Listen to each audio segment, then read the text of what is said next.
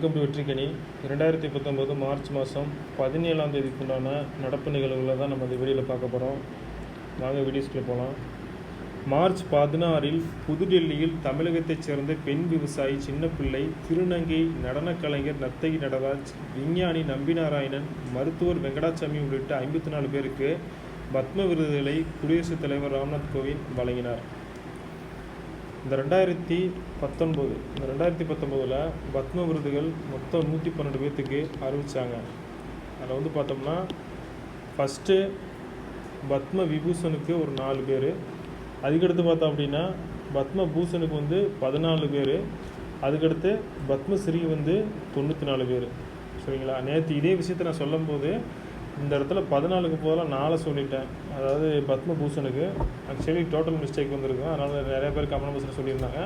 So அது views ரொம்ப குறைவாக தான் இருந்தது, ஒரு 200 வியூஸ் தான் இருந்தது. சரி, நம்ம மறுபடியுமே அதவே நம்ம பேசி கரெக்ட் பண்ணி போட்டுடலாமே அப்படின்னு தான்.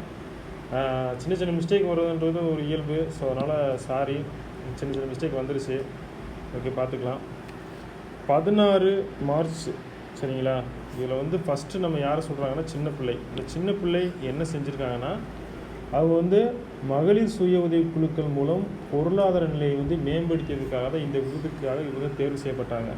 அதுக்கடுத்து நர்த்தகி நடராஜ். இந்த நர்த்தகி நடராஜ் இப்போ நல்லா ஃபேமஸ் ஆகிட்டாங்க. அதாவது இந்தியாவிலேயே பத்ம விருது பெறக்கூடிய முதல் திருநங்கை அப்படிங்கிறதுனால இவங்க நல்லா ஃபேமஸ்ஸு. இவங்க எதற்காக விருதுக்காக தேர்ந்தெடுக்கப்பட்டாங்க அப்படின்னு நம்ம பார்த்தோம்னா, இவங்க பரதநாட்டியத்தில் தனக்கான தனி முத்திரை வச்சுருக்காங்க. அதாவது அதில் சிறந்து விளங்கியிருக்காங்க. அதுக்கடுத்து நம்பி நாராயணன், விஞ்ஞானி. இவரை பற்றி சில பேருக்கு தெரிஞ்சிருக்கலாம், சில பேருக்கு தெரியாமல் இருக்கலாம். அதாவது இவர் இஸ்ரோ சயின்டிஸ்ட்டு. இவர் வேலை செஞ்ச இடத்துல சின்ன சின்ன பிரச்சனையின் காரணமாக இவர் ஜெயிலில் இருந்தார். அதுக்கப்புறம் ஜெயிலேருந்து வெளியில் நான் எந்த தவறும் பண்ணலைன்னு சொல்லி மறுபடியும் கவர்மெண்ட்டுக்கு புரிய வச்சு அதுக்கு நஷ்டஈடு கேட்டு அதுக்கான பணத்தை வாங்கி அதுக்கப்புறம் மறுபடியும் கவர்மெண்ட் இவருக்கு இந்த எந்த தவறு இல்லைன்னு தெரிஞ்சதுக்கப்புறம் இவருக்கு இந்த விருதுக்கு தேர்ந்தெடுத்திருக்காங்க.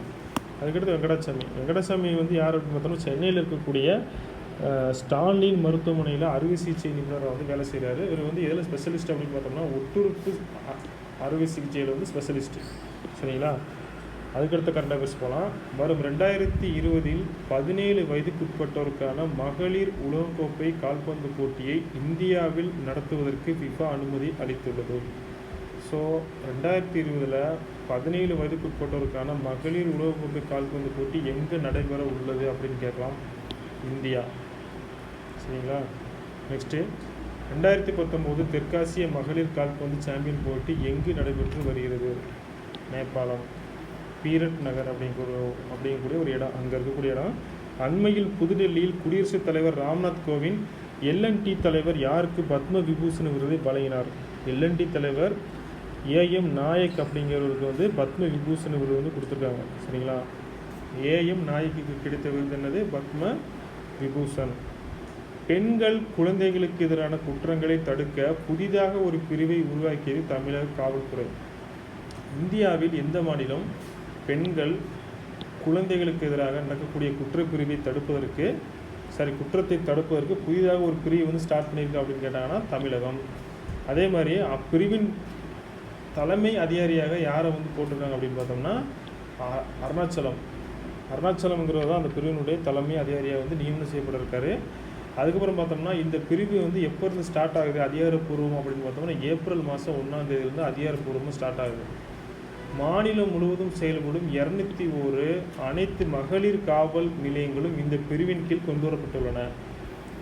பெண்களுக்கு எதிரான குற்றங்களை விசாரணை செய்யும் புலனாய்வு பிரிவுகள் சென்னை, வேலூர், விழுப்புரம், தருமபுரி, தஞ்சாவூர், மதுரை, நெல்லை ஆகிய 7 இடங்களில் செயல்பட்டு வருகின்றன. பெண்களுக்கு எதிராக நடைபெறக்கூடிய அதாவது பெண்களுக்கு எதிரான குற்றங்களை விசாரணை செய்யக்கூடிய புலனாய்வு பிரிவு நம்ம தமிழ்நாட்டில் 7 இடத்துல இருக்காமா.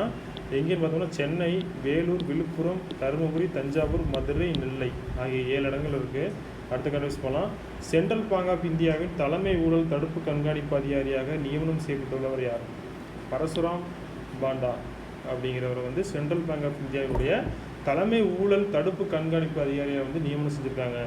அமெரிக்காவில் டிவி நிகழ்ச்சியை தொகுத்து வழங்கும் முதல் இந்திய வம்சாவளி பெண் யார் அப்படிங்கிறாங்க? லில்லி சிங் அப்படிங்கிறவங்க அந்த பெண்மணி. ஜிஎஸ்டியை அமல்படுத்தியதற்காக change maker of the year என்ற விருதை அருண் ஜெட்லிக்கு முன்னாள் பிரதமர் மன்மோகன் சிங் வழங்கினார். Change make award. சரிங்களா? ஓகே. அதாவது எதுக்காக கொடுத்தாங்க அப்படின்னா ஜிஎஸ்டியை வந்து அமல்படுத்தியதற்காக change maker of the year அப்படிங்கக்கூடிய ஒரு விருது வந்து கொடுத்துருக்காங்க. சரிங்களா? அடுத்த கண்டவிஸ் போகலாமா? தமிழகத்தில் 17வது மக்களவைத் தேர்தலில் முதல் முறையாக வாக்களிக்க உள்ள இளம் வாக்காளர்கள் எண்ணிக்கை 8.90 லட்சம். இந்தியாவிலேயே அதிக வாக்காளர்கள் கொண்டதுன்னா மேற்கு வங்காளம் சொல்லியிருந்தேன். அதே மாதிரி இது வந்து பார்த்தோம்னா தமிழகத்தில் வந்து நம்ம தமிழகத்தில் வந்து 8.90 லட்சம் பேர். ஜிம்பாப்வேவின் கிழக்கு பகுதியை ஐடிஏஐ சூறாவளி தாக்கி 24 பேர் பலியாயினர். அண்மையில் ஜிம்பாப்வே தாக்கி சூறாவளி இது அப்படின்னு கேட்கலாம். ஸோ ஒரு 24 பேர் தான் செத்துருக்காங்க. ஆனால் 24 செத்தாலாம் கண்டவிஷன் கேட்பாங்க அப்படின்னா அப்படி கேட்குற வாய்ப்பு இல்லை. ஆனால் பொறுத்துகளில் வந்து வச்சு கேட்கலாம். இப்போ வந்து எப்படின்னா அதாவது அமெரிக்கா ஒரு நாடு, ஜிம்பாப்வே ஒன்று, சீனா ஒன்று, மெக்சிகோ, இந்த மாதிரி ஏதாவது ஒன்று வச்சுட்டு சைடில் அந்த சூறாவளியோட பேர் வச்சுட்டு கீழ்கண்ட விட்டு தவறானது எதுன்னு கேட்கலாம். அதனால் நம்ம வந்து அதெல்லாம் உன்னிப்பாக பார்த்துக்கிட்டோம் அப்படின்னா நமக்கு ரொம்ப ரொம்ப யூஸ்ஃபுல்லாக இருக்கும். Next current affairs. அபுதாபியில் நடைபெற்ற கோடைகால சிறப்பு ஒலிம்பிக் போட்டியில் 1000 மீட்டர் ரோலர் ஸ்கேட்டிங் போட்டியில் இந்தியாவின் ரிஷப் ஜெயின் தங்கப்பதக்கம் வென்றார். ஸோ வந்து இந்தியாவினுடைய ரிஷப் ஜெயின் அப்படிங்கக்கூடிய அந்த நபர் வந்து ரோலர் ஸ்கேட்டிங் பிரிவில் வந்து பார்த்தோம்னா தங்கம் வென்றிருக்காரு. இந்த போட்டி வந்து எங்கே நடந்துச்சுன்னா அபுதாபியில் அந்த கோடைகால சிறப்பு ஒலிம்பிக் போட்டியில் வந்து தங்கப்பதக்கம் வென்றிருக்காரு. ஸோ அடுத்த கரண்ட் அஃபேர்ஸு. விவசாயிகள் நலனுக்காக 10,000 கோடி ரூபாய் மதிப்பிலான காலியா எனும் சிறப்பு திட்டத்தை அண்மையில் தொடங்கிய மாநிலம் இது ஒடிசா. காலியா எனும் சிறப்பு திட்டத்தை அண்மையில் தொடங்கிய மாநிலம் ஒடிசா. நெக்ஸ்ட் கரண்ட் அஃபேர்ஸ் போகலாம். நிலநடுக்கம் குறித்து முன்கூட்டியே எச்சரிக்கை தரும் செயலி அமெரிக்காவில் அறிமுகம் செய்யப்பட்டது. அதன் பெயர் என்ன? ஷேக் அலர்ட் எல்ஏ அப்படிங்கிறது.